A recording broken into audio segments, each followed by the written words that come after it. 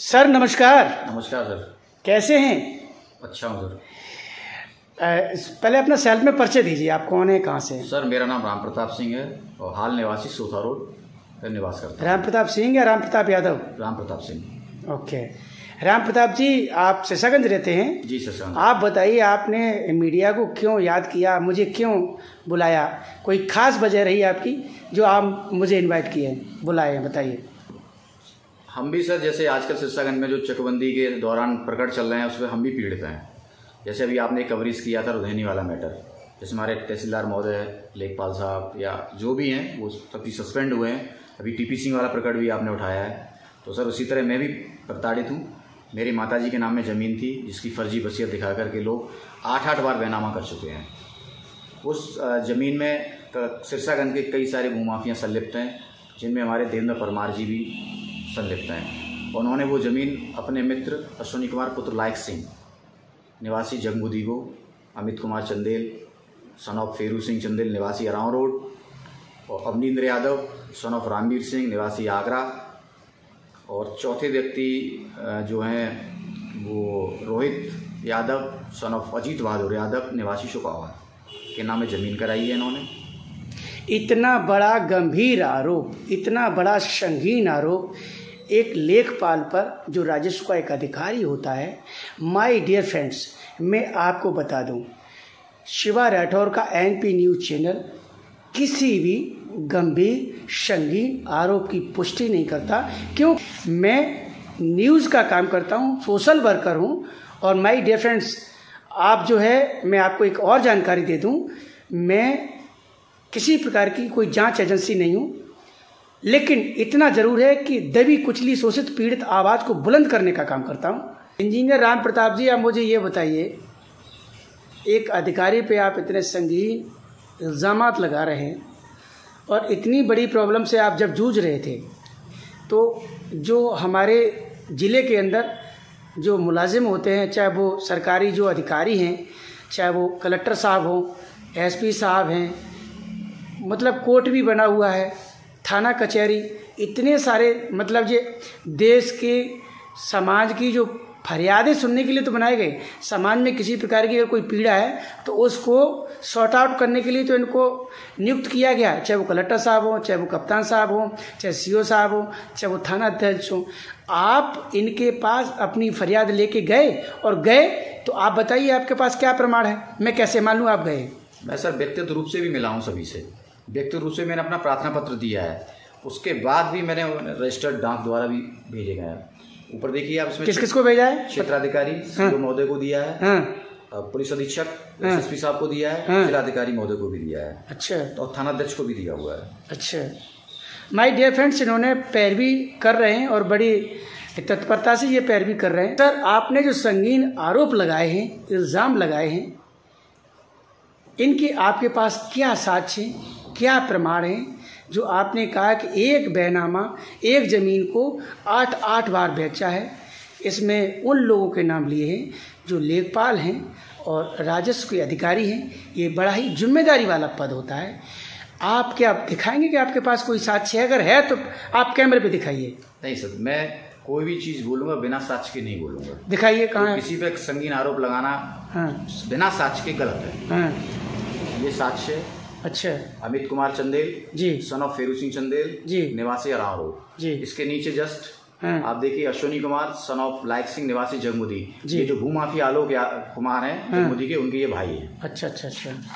चौथे व्यक्ति हैं इसमें रोहित कुमार यादव सन ऑफ अजीत बहादुर सिंह निवासी शुकावार जी। चौथे नंबर पर जो है ये उनके चाचा हैं अवनींद्र यादव सन ऑफ रामवीर सिंह निवासी आगरा। अच्छा। इन चारों लोगों ने ये जमीन कराई है और इसका बंदरबाट में हमारे ये लेखपाल साहब भी शामिल हैं। क्या नाम है? परमार साहब। अच्छा। और ये ज़मीन दरगाहपुर के जो हैं प्रेम कुमार उर्फ मुन्ना लाल, वो भी इस ज़मीन में संलिप्त हैं। इस ज़मीन से आपका क्या ताल्लुकात, आपका क्या लेना देना है? ये ज़मीन हमारी माताजी के नाम है, सन 2012 में हमने खरीदी थी। अच्छा। अपनी माताजी के नाम। और इमिलिया के होराम सिंह पुत्र कालीचरण द्वारा। ये बैनामा 2012 के बाद किए गए या पहले के हैं? जो लोग 2012 में भी रंजीत द्वारा ये फर्जी बैनामे 4 लोगों को किए गए थे। अच्छा। तो सीओ चकबंदी का ये मुकदमा हम जीत गए थे। अच्छा। मुकदमा जीतने के बाद में ऑर्डर की कॉपी कहाँ है? ऑर्डर की कॉपी भी ये ऑर्डर की कॉपी है जी। अच्छा, ये कहाँ का ऑर्डर, किसका ऑर्डर है ये? सीओ चकबंदी। अच्छा अच्छा अच्छा। उसके बाद क्या हुआ? सीओ चकबंदी के बाद में 2016 में हमारे पक्ष में मुकदमा हो गया और हम शांति से अपने घर बैठे हुए थे। 2020 में बंदोबस्त अधिकारी एसओसी के यहाँ उन्होंने मुकदमा फिर अपील की। उस अपील में एविडेंस, फर्जी एविडेंस, प्रधान द्वारा मृत्यु का प्रमाण पत्र दिखा करके ये एविडेंस लगा करके ये ज़मीन उन्होंने दाखिल खारिज, दशरथ पुत्र रणवीर सिंह और एक व्यक्ति और थे, उनके नाम में ये ज़मीन करा दी और उन्होंने इन 4 लोगों को फिर ये बेनामा करा दिया। तो रंजीत फर्जी कैसे हो? रंजीत जब उसमें उनके भी तो साक्ष्य होंगे, जो रंजीत ने जो जमीन बेची है या क्रय किया या बिक्री किया, तो साक्ष्य के साथ किया होगा ना? 2012 में जो रंजीत ने जमीन बेची थी तो उनके खिलाफ हमने FIR भी की है। कहाँ है FIR कॉपी? ये FIR की कॉपी है जिसमें उनके पिताजी सुनहरी लाल जो बताते हैं कि हमारे पिताजी सुनहरी लाल हैं, वो जेल गए और उनके साथ एक पंचू, अच्छा, निवासी रिचौर जी, नीचे करिएगा इसको, वो भी जेल गए हैं जी। तो ये जेल गए थे? ये जेल गए और मुकदमा सिविल कोर्ट ACM 2nd के चल रहा है अभी। तो आप ये बताइए आप बता रहे कि 8 जगह जमीन बेच दी गई, तो क्या इन लोगों ने बैनामा की, पूर्ववर्ती बैनामा की कॉपी नहीं मांगते जब लोग ये जमीन खरीदते हैं? तो पूर्ववर्ती बैनामा की कॉपी भी लगाई गई। ये देखिए SDM साहब को भी हमने प्रार्थना पत्र दिया था, उन्होंने SOP भी लिखा था। अच्छा। इसकी जांच की कार्रवाई आज तक कुछ नहीं हुआ। अच्छा, SDM साहब ने आदेश किया है जी जांच के लिए? जांच के लिए। उस दौरान SDM साहब कौन थे? रविंद्र कुमार सिंह। अच्छा, तो आप वर्तमान में SDM साहब कौन है यहाँ? अभी वर्मा जी थे, वो शायद अभी इस प्रकरण में सस्पेंड हो गए, चले गए। अच्छा। अभी नया अब लेटेस्ट क्या हो रहा है आपके केस में? लेटेस्ट कुछ नहीं हो रहा था, हमारा DDC का मुकदमा चल रहा है। अच्छा। ये चकबंदी के अधिकारी लोग जो हैं, लेखपाल वगैरह सब मिली भगत से सब चल रहा है। NP न्यूज निश्चल पैरी के माध्यम से आप शासन से, प्रशासन से, संवैधानिक तरीके से आप क्या मांग करना चाहते हैं? निश्चल प्रहरी के माध्यम से मैं ये मांग करना चाहूँगा कि सभी दोषियों के खिलाफ कार्रवाई हो और जो ये भू माफिया किस्म के लोग हैं, एक ही व्यक्ति को बार बार ये बैनामा कर रहा है, उन्हें जेल भेजा जाए। अच्छा। क्योंकि हम 2012 से मानसिक प्रताड़ित हैं। 2012 से मानसिक प्रताड़ित हैं? 2012 से। तो आपने कप्तान साहब से, कलेक्टर साहब से विजिट किया? भी हमने कॉपी दी है। कहाँ है दिखाई? कोरियर। हाँ, उनका भी कोई जवाब नहीं आया। जिलाधिकारी महोदय को दी है, थाना अध्यक्ष को, CO को, ये थाना अध्यक्ष को भी हमने किया है कॉपी। अच्छा। और जो रंजीत फर्जी था उसका भी देखिए एविडेंस है। ये रंजीत फर्जी का एविडेंस है? ये एविडेंस है, ये परिवहन विभाग का जो लगाया था रजिस्ट्री। अच्छा अच्छा। और अभी जो उन्होंने लगाया है वो फोटोशॉप से एडिट करा के अपना आधार कार्ड लगाया है। ये पूर्व प्रधान का भी लिखा हुआ है कि रंजीत नाम का कोई व्यक्ति नहीं हमारे यहाँ। माय डियर फ्रेंड्स, मैं ये कहना चाहूँगा कि मैं शासन प्रशासन के जो मुलाजिम हैं, जो सक्षम अधिकारी हैं, उनको मैं बस ये निवेदन करूँगा कि अभी जिन्होंने जो हमें साक्ष्य दिखाए हैं, वीडियो पे भी साक्ष्य दिखा रहे हैं, उन साक्ष्यों को गहनता से इनकी जांच की जाए। सरकार पे, संविधान पे, समाज पे ये भरोसा रखने वाले व्यक्ति हैं, पढ़े लिखे और इंजीनियर व्यक्ति हैं, उसके बावजूद ये बड़े ही डिप्रेशन में लग रहे हैं। और शिवा राठौड़ तो दबी कुचली शोषित पीड़ित आवाज़ को बुलंद करने का काम करता हूँ। मैं एक सोशल वर्कर हूँ, उस अंतिम व्यक्ति से जो संविधान पर भरोसा रखता है, जो सामाजिक है, मैं उसकी आवाज़ को बुलंद करता हूँ और शासन प्रशासन की उस पर नज़र जाए, शासन प्रशासन उस पर संज्ञान ले, जिससे कि उसे संवैधानिक तरीके से न्याय मिल सके और उसकी जो पीड़ा है वो ख़त्म हो सके। मैं किसी प्रकार के आरोप की कोई पुष्टि नहीं करता हूँ, मैं जांच एजेंसी नहीं हूँ। मैं सिर्फ प्रशासन की, शासन की नज़र उस पर जाए और उस पर संज्ञान लिया जाए, यही मेरा काम है। और इस वीडियो को इतना वायरल, इतना आप शेयर करें जिससे कि इनकी आवाज़ शासन प्रशासन तक, जो सक्षम अधिकारी उन तक पहुँचे, जिससे कि इनको न्याय मिल सके। अब आप ये बताइए, NP न्यूज़ चैनल के माध्यम से शासन से, प्रशासन से, उत्तर प्रदेश सरकार से आप क्या चाहते हैं? मैं सर ये चाहता हूँ, ये भू माफिया किस्म के जो लोग हैं और जो भ्रष्ट अधिकारी हैं, उनको दंडित किया जाए, ये भूमाफिया हैं उन्हें जेल भेजा जाए, जिससे कि हम जैसे मजबूर लोगों को न्याय मिल सके, क्योंकि इस ज़मीन के मैटर हमारे सिस्टम सबसे ज़्यादा चल रहे हैं और ये सब चकबंदी के दौरान के मैटर हैं। यहाँ तक कि सवाल ये होता है चकबंदी में हम अपनी फ़र्द भी लेने जाते तो फ़र्द नहीं देते हैं लोग। अगर बिना फ़र्द के मुकदमा कैसे कर सकते हैं, तो फ़र्द भी नहीं दी जाती है। यानी कि सिस्टम में ऊपर से लेकर नीचे सारे लोग मिले हुए हैं। ऐसा है जी।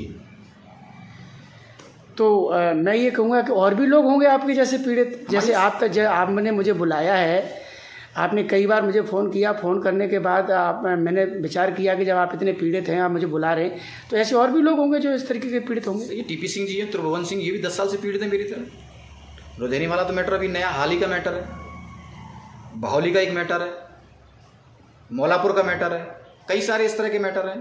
क्या करें, कोई सुनने वाला नहीं है साहब। बस ये है कि आप जैसे लोग मिल जाते हैं तो कम से कम हमारी आवाज़ को अधिकारी तक पहुँचा दें। मैं बस इतना है कि आपकी आवाज़ को शासन प्रशासन तक पहुंचाने का काम कर सकता हूं। शासन प्रशासन का जो नज़र है आप पे पड़ जाए, जिससे आपकी जो प्रॉब्लम है वो सॉर्ट आउट हो जाए। यही मेरा काम है, यही मेरा उद्देश्य है।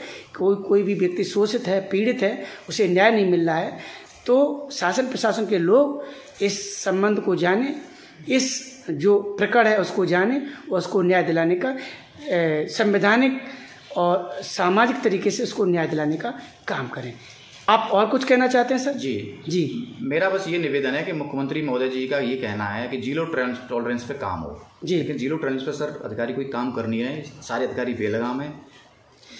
ये मैंने इस बात को मैं नहीं मानूंगा। अगर ऐसा होता तो जो रुधैनी प्रकरण में आपकी सिरसागंज तहसील के आपको अभी आपने बोला है लोग सस्पेंड हो गए, मैं ये कैसे मान लूँगा कि सरकार ध्यान नहीं दे रही? मैं ये कैसे सुन लूँगा कि सरकार ध्यान नहीं दे रही है, अधिकारी ध्यान नहीं दे रहे?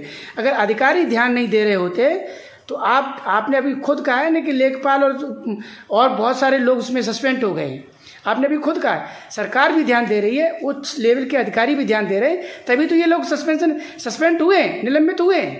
क्यों निलंबित हुए? हाँ, हो सकता है कि आपकी आवाज़ उन तक न पहुंची हो सकता है कि आप संघर्ष कर रहे हैं, वहाँ तक वो आवाज़ जो आपकी जो पीड़ा है उन लोगों तक न पहुंची हो जो इसके लिए सक्षम अधिकारी हैं। ये हो सकता है ना, ऐसा कैसे कह सकते हो? ये तो अभी सिरसागंज में तो भूचाल आ गया कि यहाँ पे SDM है, लेखपाल है, कई सारे लोग चले गए, नप गए। ये योगी की सरकार नहीं तो नापे हैं। मैं सर ये एलिगेंस लगा, मैं ये चाह रहा हूँ कि सर इस पे ध्यान आकर्षित किया जाए। बस मैं ध्यान आकर्षित करने के लिए तो आपने मुझे ध्यान आकर्षित करने के लिए बुलाया। ध्यान आकर्षित करने I am ready with you. मैं उस अंतिम व्यक्ति के साथ खड़ा हूँ जिसको न्याय नहीं मिल रहा है, जो न्याय का हकदार है, जो वास्तविक में सही है और पीड़ा झेल रहा है। मैं उसकी आवाज़ बुलंद करने के लिए जन्म लिया हूँ। सर मेरी माता जी सीनियर सिटीजन है, वो कोर्ट कचहरी के 2012 से चक्कर काट रही हैं। मेरी विपदा कौन समझेगा? मैं किसको अपना दर्द बताऊँ?